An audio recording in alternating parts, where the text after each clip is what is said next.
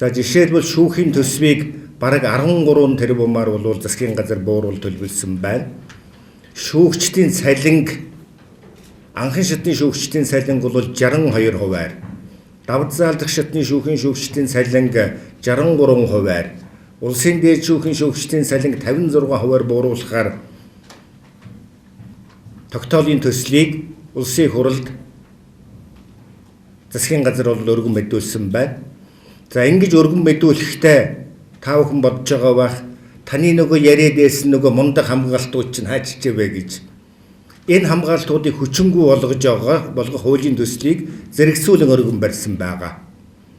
Тэгэхээр хамгийн аюултай нь юу вэ гэхээр энэ шүүхийн эдийн засгийг хамгаалсан энэ хуулиудыг нь хүчингүй болгож байгаад шүүхийн төсөв шүүгчийн цалин гэж бууруулж байгаа явдал нь бол шүүхийн эдийн засаг шүүхийн бие даасан байдал нэлээд тийм аюул учирлаа гэж одоо хэлж болох хэмжээнд ийм байдалтай байна.